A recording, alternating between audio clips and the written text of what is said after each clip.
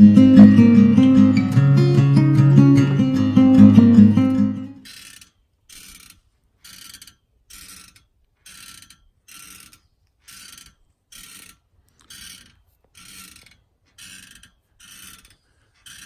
sitting here trying to think of a subject for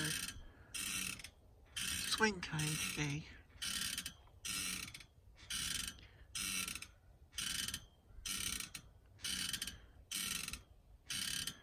I want to thank you all for all the love, and thank you for all the, sweet messages that you gave for me and my wife's 34th anniversary yesterday. We decided to go and have Chinese. We were going to have Italian, but we went to a restaurant up here by us. It's called the Great Wall.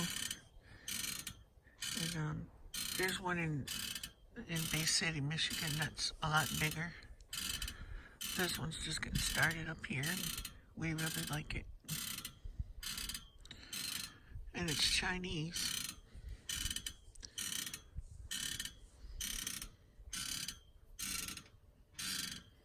I'm sorry, I tried to get rid of the squeak in my swing, but it changed from high pitch to a lower kind of,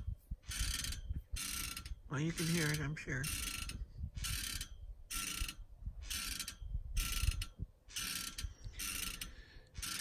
So, let's see what we can come up with. Come on, have a seat. Climb up on Grandpa's swing.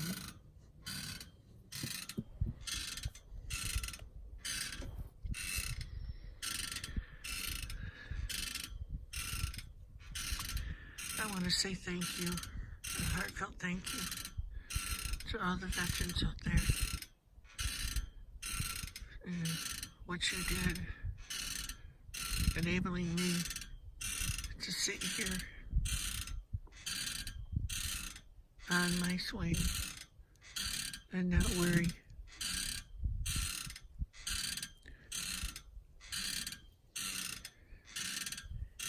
And to have my children sleeping in another city at night here in the USA, safe, reasonably safe.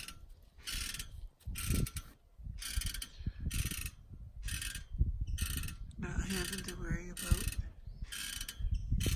some of the terrorist things that other countries have to deal with.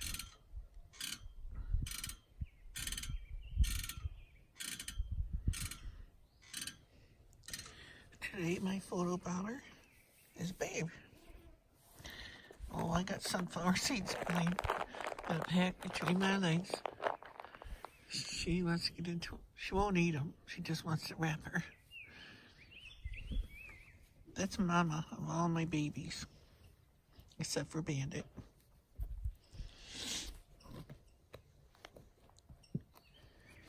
My wife says she had 3 batches of kittens, but I believe it was 4. She had 5 each time. She just showed up at my house one day, a little tiny thing. She wasn't ready to be weaned yet. And you see that old barn over there? That's where she was living. I kept hearing this faint little meow, and I couldn't find her. One day I said, I know there's a cat around here someplace. I caught a glimpse of her one day, and I said, aha, there is. So I went in and got kitty crack, tuna. I opened a can of tuna, and I brought it out to her because I knew I'd catch her. No cat can resist tuna, at least most cats. So first she wouldn't let me touch her. She was wild and scared of everything. You see, she's not now.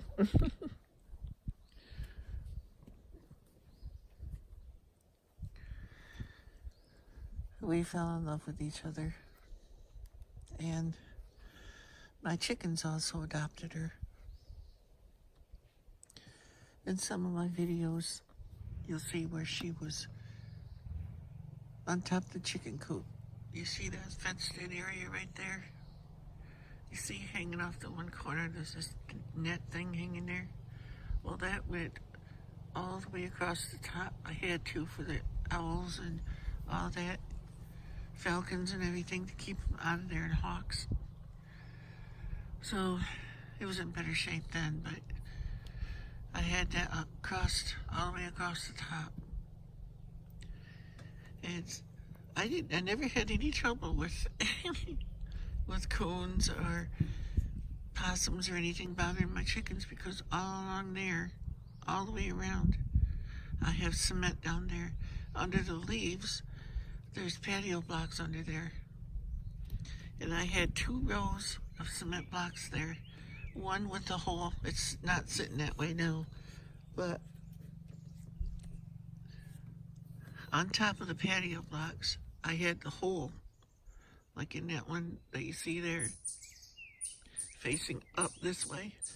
So if a possum or coon went in there, they were going to missing some teeth if they chewed into them patio blocks, because they were also cement.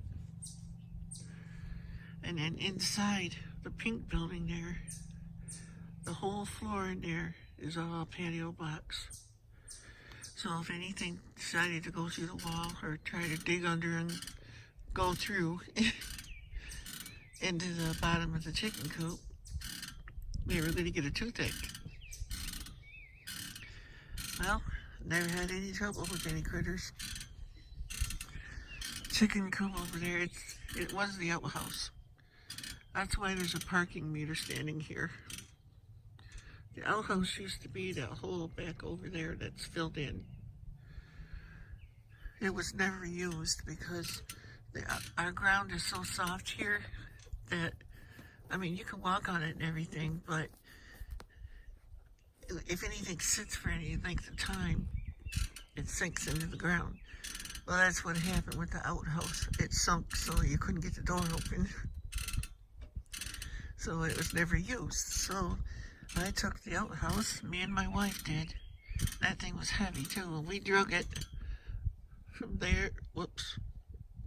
I don't know if you can see the spot just behind the pole there. That's on this side. We drug the thing all the way over there. Well, my neighbors come over. Well, actually, not all the way over to there, because a couple of my neighbors came over. Well, one neighbor, and he helped me move it from there to about, well, from the hole there, oops, over here, to about right there. And me and my wife did the rest of it, all the way over to where it is now. And of course it was backwards, so we had to turn it around. And we did it by hand. I tip it over, and I got behind it, put it on my back. And I know it sounds corny, but I did it that way. And moved it as far as I could that way. And then it would get clogged up with leaves and stuff and wouldn't move. So then I had to kind of walk it over there, if you know what I mean by that. And I couldn't tip that building now if I wanted to. It is so heavy. But at the time we did it, that used to be a dog kennel there. We got it over there and down right about in there. I cut a hole in the side of it, and I put a inner tube from a regular like truck tire, cut it out, and I nailed it up there over the hole to keep the air out from the chickens in the winter and stuff. And I used the door on the outhouse to go in to get the eggs and stuff. And I use milk crates in there for nesting boxes. And I had 2x2s going across it, like 2-3 rows, where the chickens would sit on there at night. I had 15 chickens in there at one time. Don't have any anymore. Boy, I miss them. Because my neighbors, you know the story.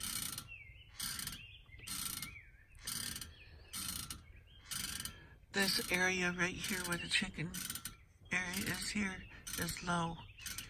And for 3 years in a row, it flooded in here. And you know what happens when water mixes with chicken poo?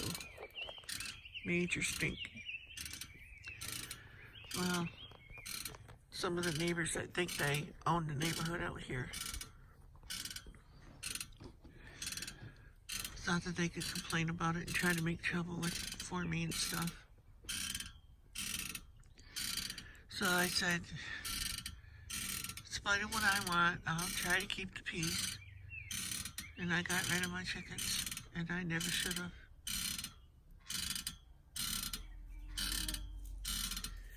No, I wish I hadn't. I might get some back because I really love my chickens. I'm sorry I never took a video. I never thought of it when I had my chickens, but I could sit on here in the swing like this, and they were all right here by my feet. Because I had them since they were a day old, and they were never, ever out in the yard here without me out here with them. I would stay out here the whole time. I had to, because either that, or I had to, a few times I did sit in a lawn chair with my shotgun, because right above it in that big pine tree there, that's next to the coop there, that one there, I had a big falcon sitting in the tree there. He didn't even care that I was sitting there. And he would every once in a while make a dive down at my chickens while they were in the park yet. He couldn't get to them because of the net going across the top, but I didn't stop him. And then one day I caught him sitting right on the top of wood trim there, on the top of the cage. Because there's also a door there on the park too, where that padlock is. Let's see. Yeah. I had roosts in there for him, and that door opened to let him out. I wouldn't try to open it now. The wood's so rotten. I started loosening it up. I'm going to take it down, I think. I'm going to save the fencing off of it, though. And I got some 4x4 posts. I get enough gumption and enough strength to put them in to make a little kennel thing in the backyard for my Daisy, so she can go out without having to be tied.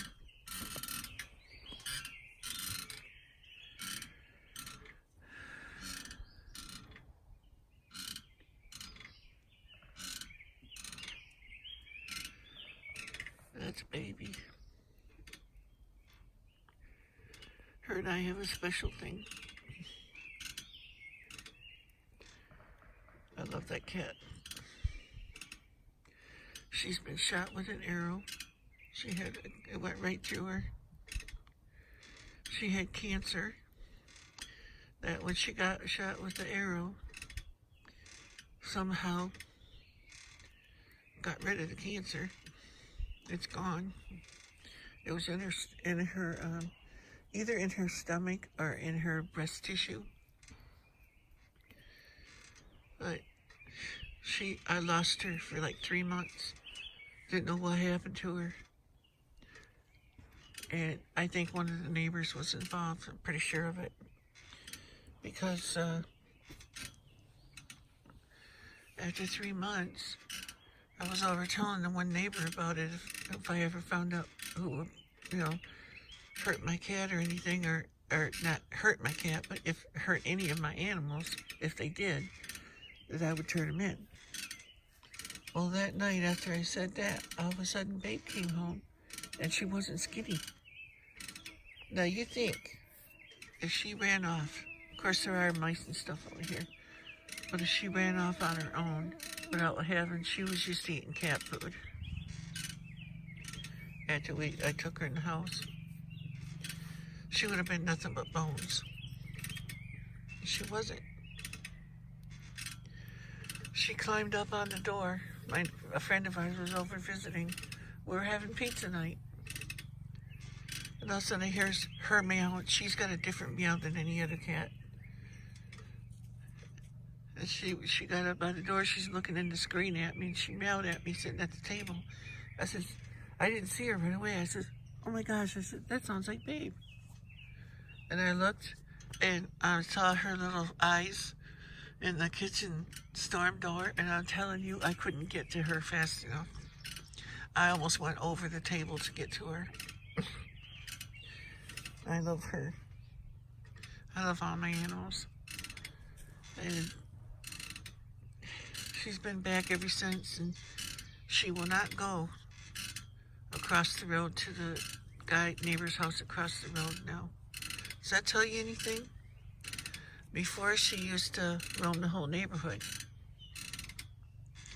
I'm not naming names or accusing anybody, but she's a wild cat.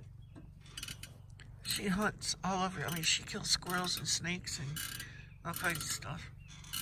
I know, because she brings it up on the porch and wants to bring it in the house. I ain't letting her. And I found this big old garter snake in my yard one day. And I was cutting grass, and I didn't want to kill the snake, so I picked him up and moved him over to the woods. Well, Babe followed me. As soon as I put that snake down, she jumped on it and killed it. And it was a big one. It was bigger around than my finger. She didn't care. She killed it. I mean, squirrels as big as she is. I don't know how she does it. I really don't know. But she'll, I know it's kind of gross, but she would bring the squirrel to the door without a head.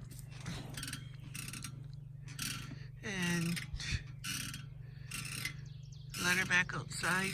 She'd leave it on the porch, okay? And I'd move it off the porch.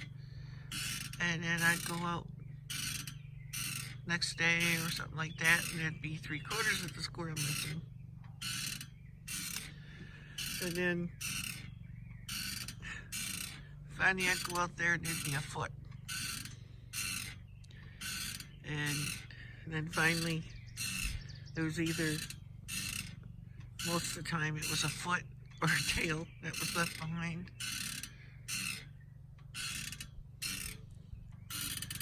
She definitely helps with pest control. It's like, I have 5 cats. If a mouse gets in my house, they ain't got a chance, because they're all hunters. But excellent mousers.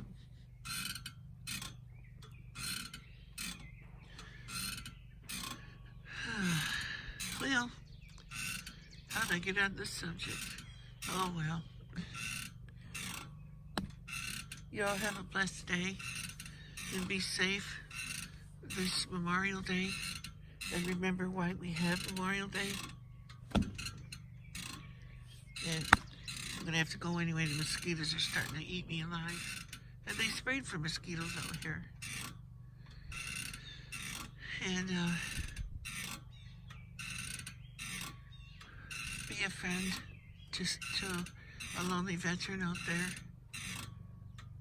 Or when you see a veteran out there, take his hand, and with all your heart and everything that you have in you, just say thank you and mean it. Because I can't talk from experience for myself, but I've had family members that served, and I'm very thankful for what they did. I tried to serve, but the Army didn't want me. They wouldn't take me, so I tried going in the Army even before I graduated high school, which I never graduated high school, but I went and took the Army physical and everything else, and boy, is that a nightmare. But they didn't want me, but I tried.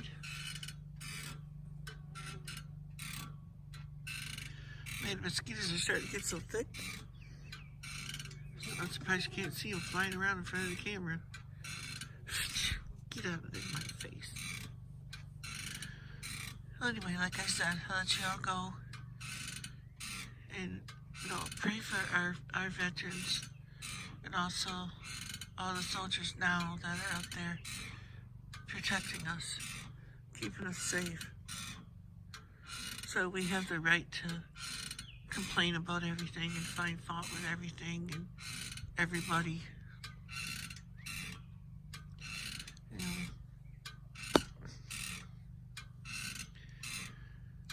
So remember, whatever you do in life, make a difference. I try to every day in every video I make. Thank you. Bless you all. Until next time.